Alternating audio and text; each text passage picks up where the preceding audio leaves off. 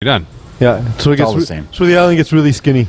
Well, for you now, we are pretty well versed in this part of town. For a guy who doesn't even know what's East End, Okay, just Matt get Kerouac. into it, man. Just get into it. how is it working at VRL? Oh, Getting man. personal this week. No, honestly, he wants to start with me right away. It's gonna end bad. Go for it. Let's go. Well, you are a VRL worker, right? You serve Absolutely not. It's cookies and CP tea. Rail, VIA Rails. Anyway, it's not even the point. I'm not going to get into it with you. You wouldn't even understand. Anyway, speaking of not understanding, let's get into Div A, opening drive. Glads and, of course, the Legends. The Glads winning 36-24. The score not indicative of what the game was. You were there. I was there. We got bored after the first 10 plays. Yep. Is that correct? Oh, yeah.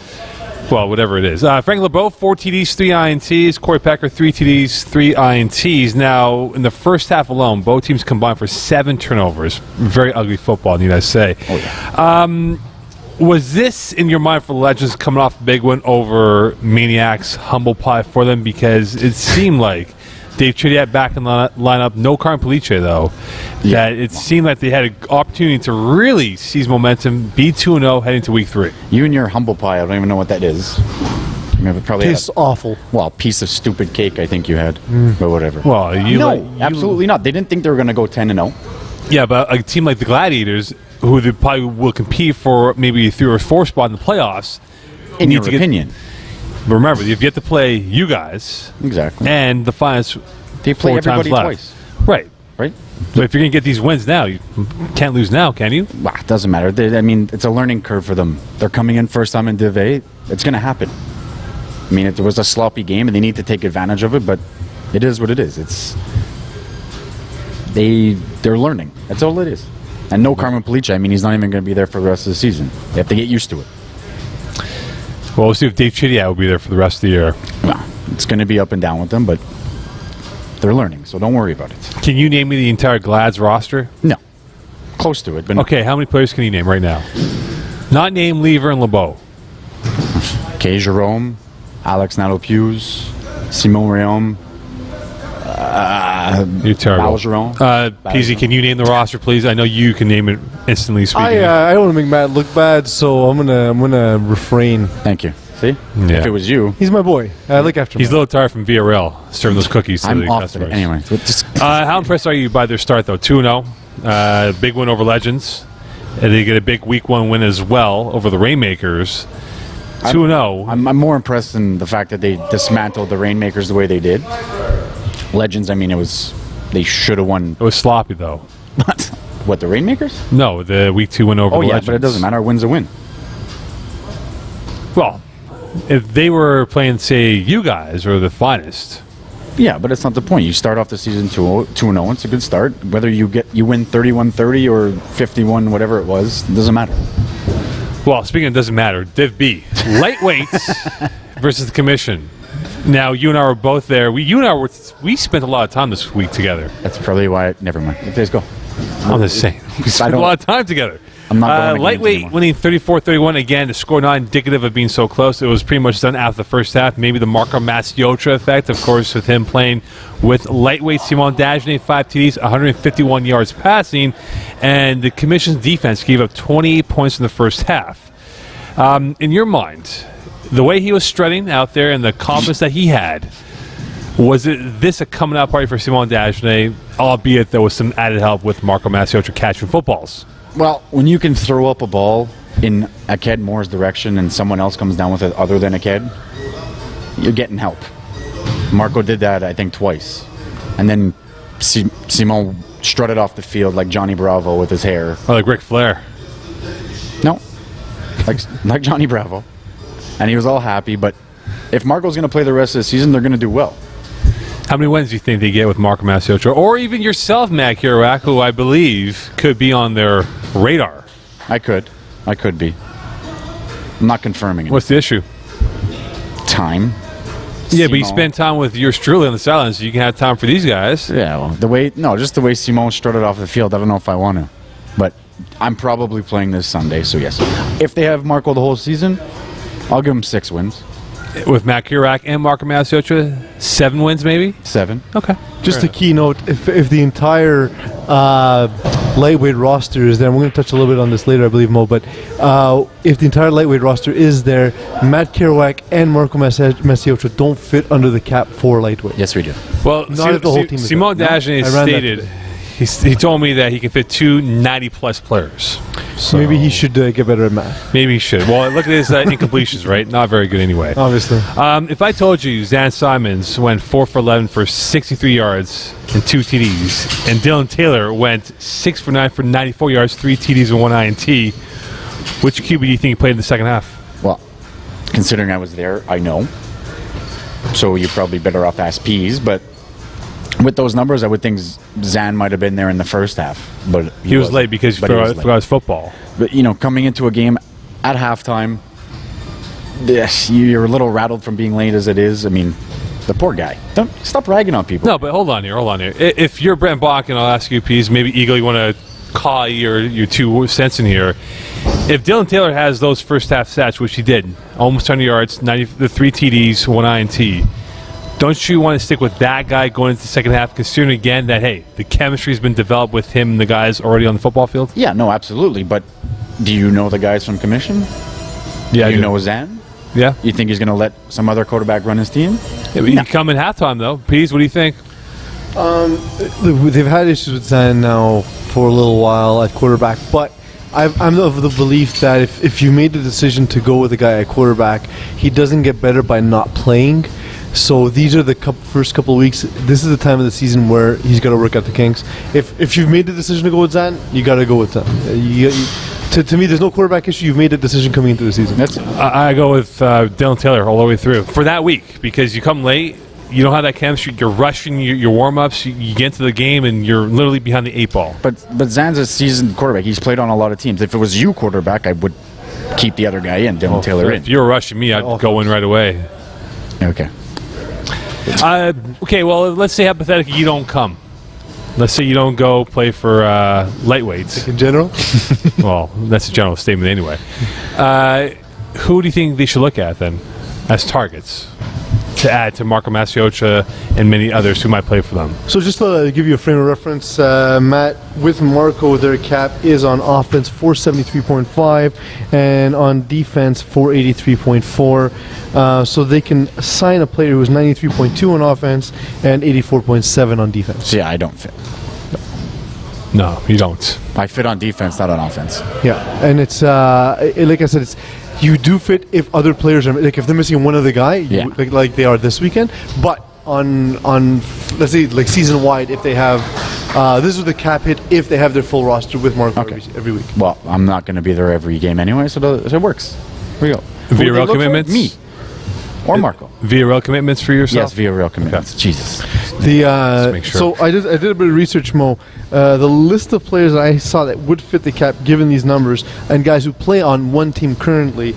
I dig up Brian LaRiviere, Sean Haney, Mike Harrington, Matt Patron. The question I had for you guys is, which of these 3 do you think would fit, or which of these 4 rather, do you think would fit Simo and his system I best? just want to know which of these 4 know who Simon Dagenet is before we can talk None, about probably. None.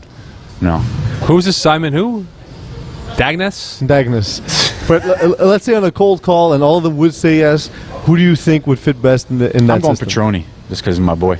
But yeah, I think that would make logical sense with Marco and him having that rapport. Yeah. So I would go with him.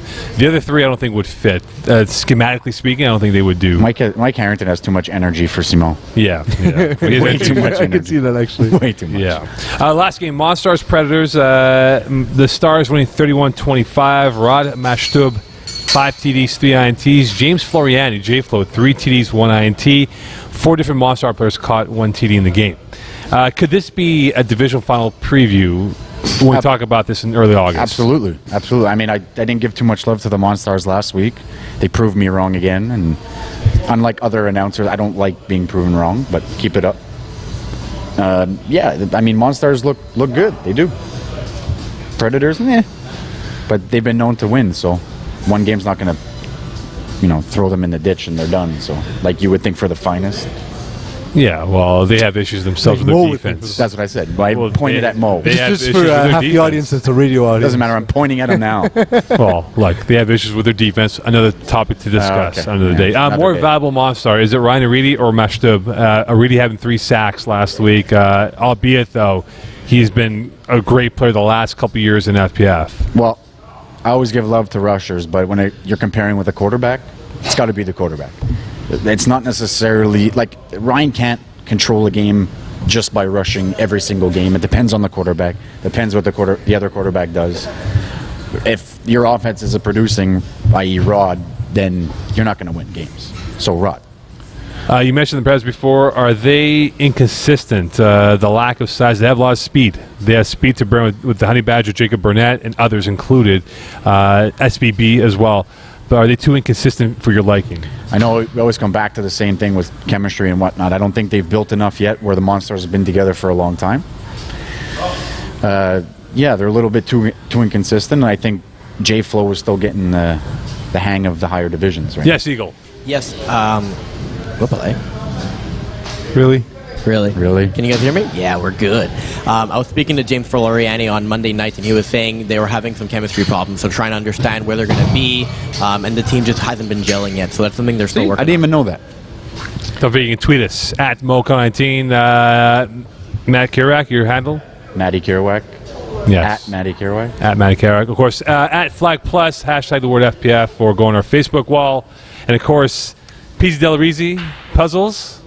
Only you say that. Mo. That is not even funny. It's not. But it's okay. I'll smile and pretend. Fair enough then. By the way, a little food for thought here. I have a photo for Division A tampering here. I'll I put it have on the no idea camera. what you're talking about. See the camera right there, guys? Eagle, do you have that on the camera? Do you see that, PZ? Who's that Show trying me. to sign a contract with you know who? Show me. I see Rushdie is Oh, it's clearly me? implicated. Well, no, it's not Rosh. Me? Is No, this I a am picture here of with me? the tiniest phone of all time. Here. Who is that trying to sign a Ken Moore? let me take a look. It's for sure me. I see Matt Kerouac actually. Yeah, trying to say, you see that paper? The Using- smiling. Is that tampering? You mean this paper? I'm just saying. Is that tampering? Yes or no? And I would say actually we have to check with the FPF compliance committee to see if Matt as a media member is even allowed to be trying to recruit. That little powwow they have will look pretty intimate in terms of maybe trying to snatch away a Ken Moore for the R&D roster. You're still cheesy over the fact that I took your spot on finest, aren't you? No, not really. I say Roosters and Donkeys lose a draft pick because of this. Maybe. Okay, and should maybe a have a draft. scholarship. It'll be fun. Yeah. let's talk about Div A and Div B. After 2 weeks, we have a bunch of 2-0 teams and 0-2 teams. sir. Most surprised the Rainmakers are 0-2 or that the Glads are 2-0? I'm going to go with the Glads being 2-0, considering that they played the Rainmakers, team that's been in Div 1 and A their entire life as a team. And they came out of the gates firing. I mean, they destroyed the Rainmakers. Crappy one last week against the Legends, but I mean, they have potential. Right, I mean, Rainmakers have done this before. They went 4-0, I think, this winter, and then lost 4 straight after, and still. But you know what, though, Matt? When I look at the Rainmakers, they score 53 in a losing cause. Against the finest. Yeah, of course. Yeah, it's crazy to think that, right? And he threw 2 back-to-back pick sixes. That's the difference with them winning That's and the losing. difference. Absolutely. I mean, you still put up 53 points. You're doing damage against any team, let alone the finest. And I find that you put up 53, and it's a pretty much fully loaded roster. Teddy Fournette's there. Yeah. CA's now making his first appearance, rushing and essentially having a great game on both sides of the football here. It's a wasted performance. It really is. Well, yeah, because I mean, at this point, Rainmakers aren't gonna get any better than they already are, right? Well, look, for the Rainmakers, their next game against the Legends, right? Then they have That's a the Roosters statement game. and Donkeys in 2 weeks' time, and then they play the Maniacs and Glads. So they can definitely maybe get some wins along the way here. But for the Glads, they got R&D, your team next week, Maniacs, Finest, and Rainmakers afterwards. So their road right now, the next 4 games at least, a lot tougher than the Absolutely. Rainmakers. The Rainmakers next week against the Legends, a new team coming into Div A, they need to show them that Div A is not as easy as it seems. Even though the Legends didn't want to come into Div A, they got to make their mark to say that we've been here for a long time, Right. And Now, they're not going to beat us. Now let's put it this way. Let's say the Rainmakers were to lose this week. Yeah. They go 0-3. Maniacs say were to lose this week, they go 0-3. How much trouble is each of these teams in if they're 0-3 once it's all said and done by the time we converse next week? Well, from what I'm hearing from El Presidente there, it's 5 of the 6 teams make playoffs. Yeah. I think if you're looking at Maniacs and Rainmakers are going to push through and be able to come back and make that last playoff spot, if not 4th place. Whereas Maniacs, they have trouble finishing games, and It was evident against you guys. yeah, that's it. But I mean, I think it's going to be a battle at the bottom 3 for sure. I mean, Rainmakers, if they're in it, are going to come out on top over Maniacs. And by the way, for those curious to know, in Div A, the playoff format is top 5, 4 versus 5 play-in, and then they would play the 1 seed, whoever that might be, maybe you guys, by the time end of July rolls around. Monstars, 6 Fast Guys are both 2-0. What's more impressive, Monstars or 6 Fast Guys? I'm going to, like I said, I didn't give much love to Monstars, so I'm going to say them, considering they're moving up. 6 Fast Guys were, from what I saw in last season and previous seasons, they've been the stronger out of the 2. So I'm going to say Monstars being 2-0 is the surprise for me. Peasler, you're a Div B. You know some of the teams in Div B very well from your time playing them in past seasons. Who's more impressive in your opinion? Well, whatever. You know what I'm saying. More impressive in your mind, 6 Fast Guys or Monstars, both 2-0. They've had their ups and downs in Div B up till now here, but hey, they're undefeated up till now. To be honest, both surprised me for specific reasons. One, Monsters are a team I haven't given a lot of love to. With that being said, Rod Mashtub has improved season after season, so I guess by this point I should stop being surprised by Monsters. For 6 Fast Guys plus Ryan or 6 plus R, whatever they're calling themselves these days, I'm surprised just because this is a team without their number 1 receiver. Justin Blanchard. Yeah, and a huge impact player on defense as well, Justin Blanchard. So I don't even think they're playing that well when you see the final product. I think they're good, they're competitive, they're winning games, but they're not a dynamic team right now without Justin in the lineup. Yeah, but then again, they picked up Omar, and Omar's doing damage. Omar Jackson, yeah. Omar Jackson. Sure. I gave him crap last week. Not crap. I kind of tested him, asking for a pick. And he got it. First play of the game, he picked it up. Got it, yeah. Didn't take it for 6 like I asked, but it doesn't matter. Well, Still got to show him love. No, but I'm just having that chemistry with quarterback Fred Vien and how Justin works within the 6 plus R system. To me, I think that he'll have a huge impact on that team when he gets back. Monstars next couple of games, Wolverines, Bearskins Commission, 6 plus R. They have lightweight Commission Wolverines, so 2 common games along the way here. Div B parity. We talk about the parity, or is it terrible play in Division, Conference A in Division East over here. 4 teams are 1-1, 1 team at 0-2. Let's look at it this way here. In your mind, is it parity or is it lack of teams having the... Conference A is definitely parity, for sure. I feel like that 1, 2, 3 spot is going to fluctuate 3-4 times within the season, for sure. For sure. Conference B is a little bit different. I think that the top tier guys are going to distance themselves from the pack halfway through the season.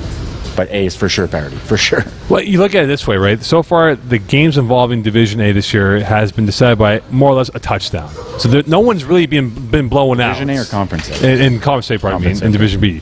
No one's been blown out. It's been evidenced by what we've seen so far through 2 weeks here.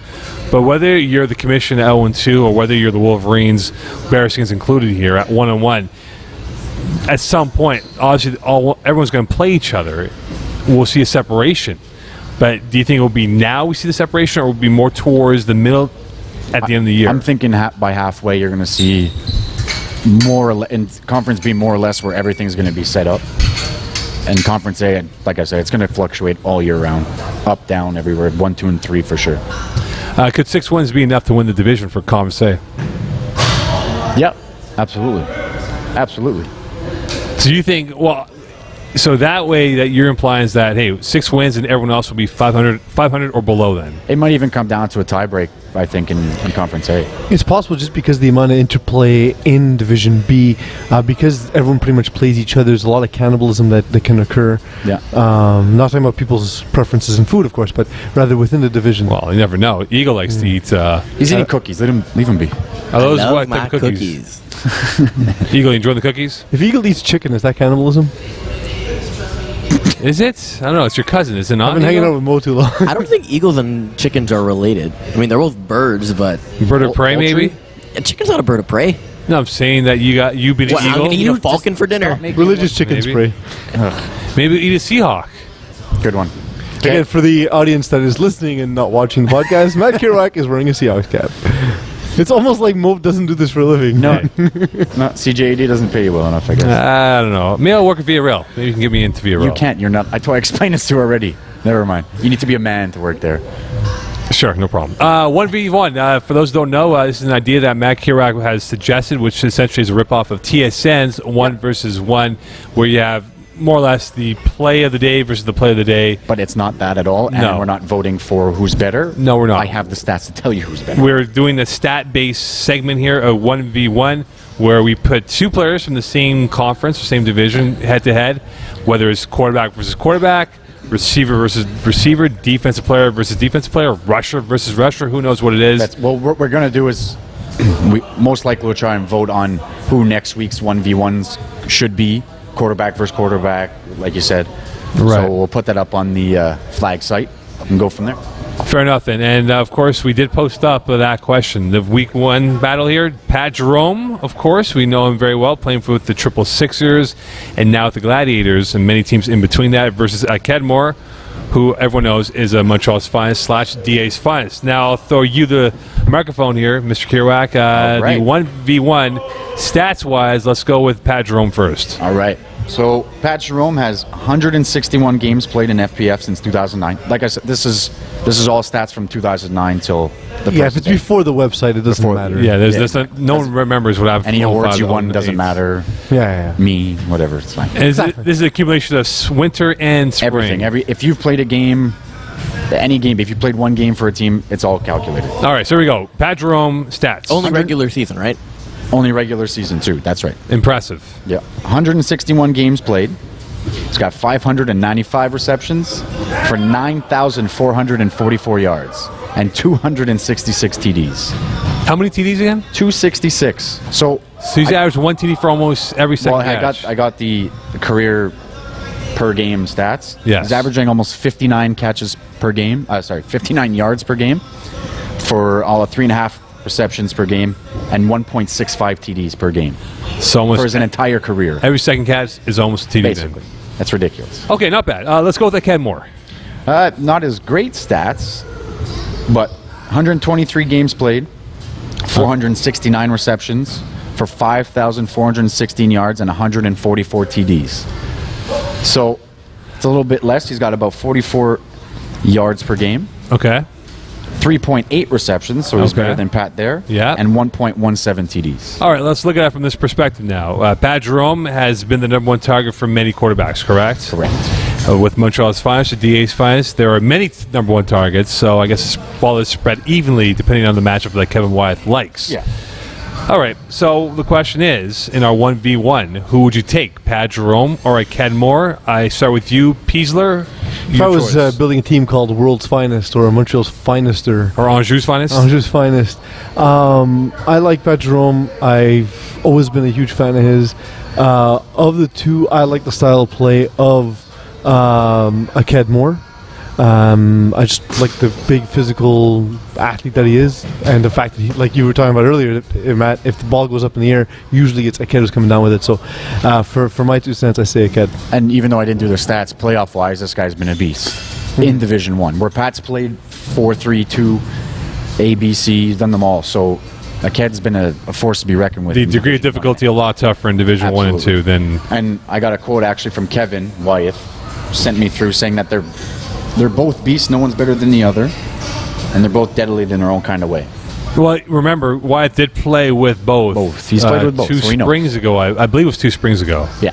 I was on the team. Eagle, who do you I have? was on the team. Were you? I didn't realize that. Eagle, who do you have? I actually played against Pat Jerome in our first season when he was playing Division C Triple Sixers. Yes. And ever since then, I've kind of despised him a little bit because he blew us out like 48-0. Yeah, he'll do that. So I'm going to go with Aked Moore on this one. Okay, so we have one Aked Moore, and PZ going to go with Pat Jerome. It seemed like you were going both here. You know what? because I keep remembering this one play by Pat Jerome. It was when he was with Terror Squad. The pick Yes. six. The pick six to end the game, and that kind of lives with me. You know what? Aked's a too popular pick. I'm going with Pat Jerome. Okay, so- that play, you know what? It just burns a hole for me. I felt bad first when I was talking to Aked. I said, you know what? I was talking him up, and then it just kept reminding me in the back of my head that there's that play, dude. Like, come on, this is a two-way beast. Winter I'm 2013, I think. I believe it was. It was winter 2013. Goes for the extra. Gladiators go for the extra point to win the game, and he returns it for 6. And for those who recall, Frank LeBeau thought he was interfered on the rush. He wasn't. I watched it. I know. All right, so who do you have then, Matt Kurak?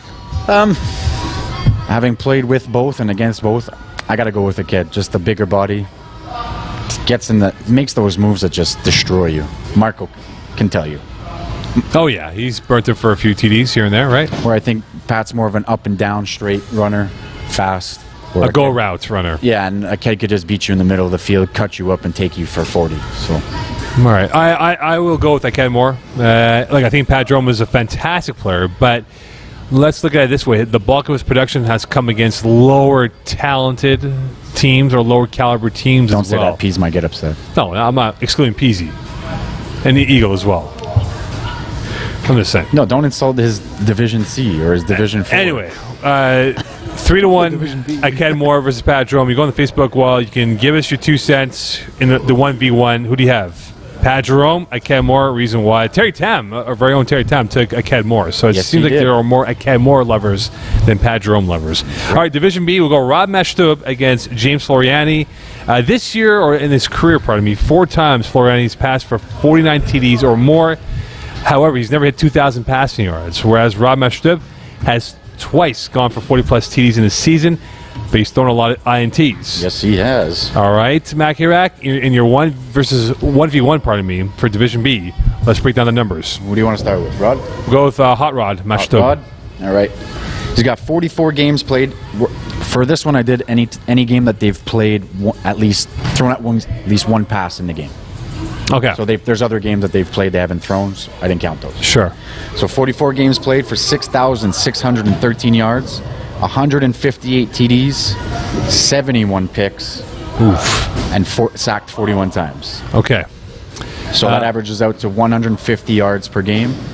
Throws 3.5 TDs a game, but he throws 1.6 picks. yeesh. That's in ugly. Career stat, and he's sacked less than 1 time a game. Okay, James Floriani, a.k.a. J-Flo. Jay Flo's got double pretty much everything, but he's got 93 games played for 14,481 yards. Passing, right? Passing, Okay, yeah, so make sure. not running. You never know. All right. 389 TDs, 90 interceptions, and he's been sacked 98 times. And this is excluding this season. I didn't count this season. Yeah, he's had it tough. He was sacked 3 times by a Reedy, so 101 times now. 101 times. Yeah, over 100 So times. his career average is 155. It's 5 yards better than Rod. Yeah, Throws 4 TDs a game on average. Less than 1 pick, 0.96. But he gets sacked at least 1 time a game. okay. All right, so 1v1. Mashtub versus Floriani. Peasler, who do you have? Well, there's only one real quarterback in this conversation. It's Rod Mashtub. James Floriani. Dude, I hate to say it. You're not a real quarterback. Stop pretending. Wait a minute. I saw this week you and him were having a little powwow talking about whatever it was. Yeah, I was insulting him as always. So he knows my stance on him. He knows I don't think much of him as a person, as a quarterback. On and off the football field? On and off, completely. Okay. Matt may not know this. I played with James in past seasons. I think I do know Okay, that. very good. Just making sure because you might think I'm meaner than I am. No. We already know who you are. Exactly. There we go. I'm going to say Rod just because I know the stats are what they're indicative of right now, but I think Rod's been getting better, or I think James has reached his ceiling. He's not a pure passer. He sort of tries to make a lot of plays happen, hence the sacks. So I'm gonna side with the mashed-up. All right, Eagle, quickly here. I've seen Mashtub play more than Floriani.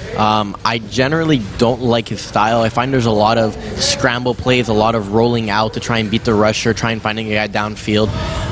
I don't like his playbook as much. I think that kind of results in a lot of INTs, a lot of forcing balls, on the run. I kind of like J-Flo a little bit more. I find as much as he can kind of move around and shift around, his plays are designed for that type of style. So, he can kind of, I kind of think of like a Vinny Gualano type of style where he kind of runs around, stops on Hold a on, hold dime. on. Say it properly, please. Vinny Gualano. Thank you. But he kind of, he moves around, he stops on a dime, really checks it down to his receivers. So I kind of like J-Flow's style more. But over the last few seasons, we've seen him get hurt. So his stats may actually have been hurting because of that. So I would actually say Flo might even have more stats than Mashtoub had he not been hurt for a few games. Okay. So what you're saying is he's soft. Yeah, he is soft. Nice.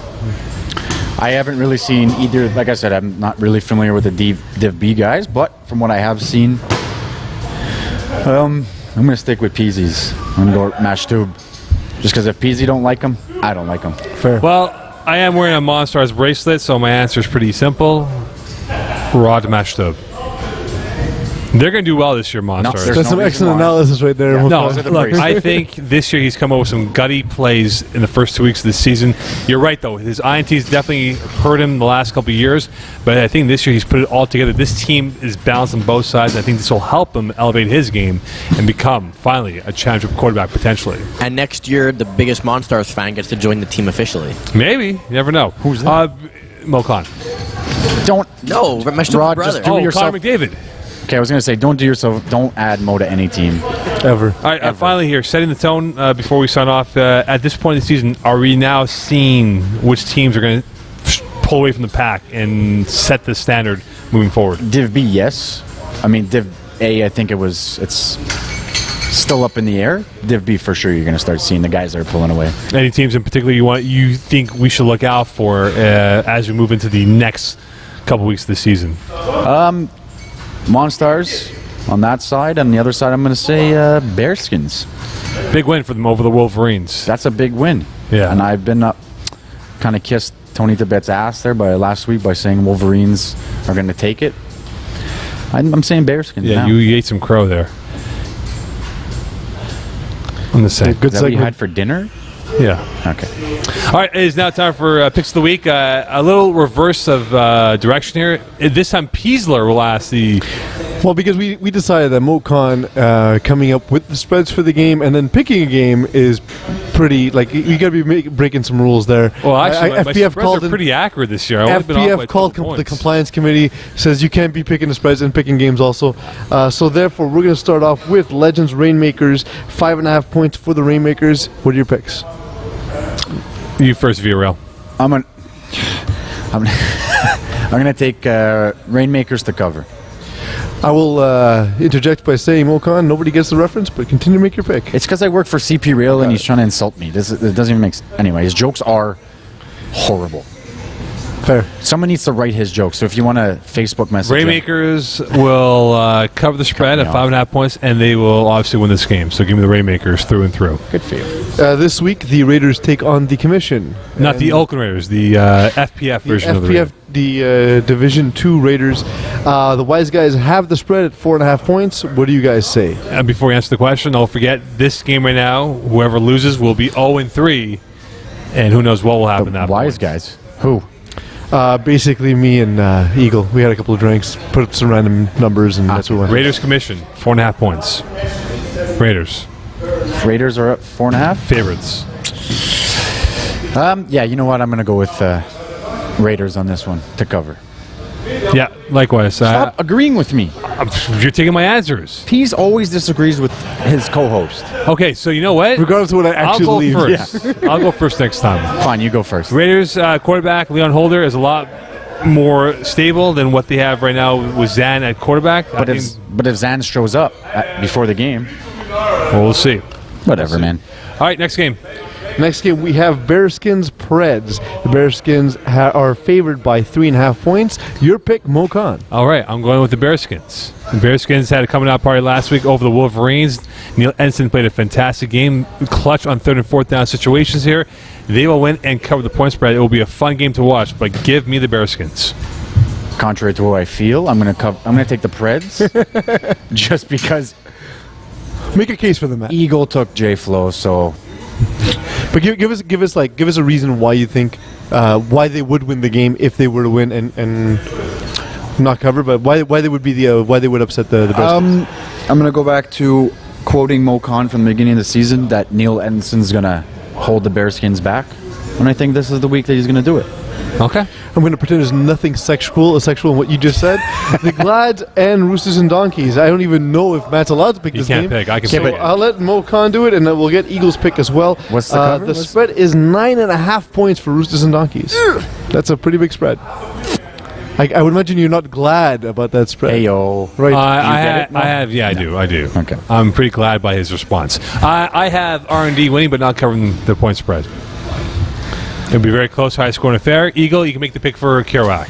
I think they're gonna win and cover. I don't think the Glad they're gonna do well. Remember, you are playing with Kerouac's money. Am I? Yes, you are. Unbeknownst to Matt. Surprise! Fair enough, then. Kerouac, what did you learn on today's episode? Your jokes are horrible, man. We're going to need to do a Facebook ask a question there, you know, the way they ask a question and pick different jokes for you to say, because All right. No. Okay, fair enough. Puzzles. What did you learn in today's episode? Other than the fact that you're the only one who calls me Puzzles, I learned that Matt Kerouac seems to have a vendetta against Villarreal for reasons unknown to anyone else. Maybe because you My work with competition. CNN. I don't know. CP. Okay, forget it. I'm done with you. Grand Trunk Railroad? Southern, Grand Truck Railroad. Is that who you work with now? Grand Funk Railroad, perhaps. Guys, fun. Are you in my Grade 10 history book? I don't know, maybe.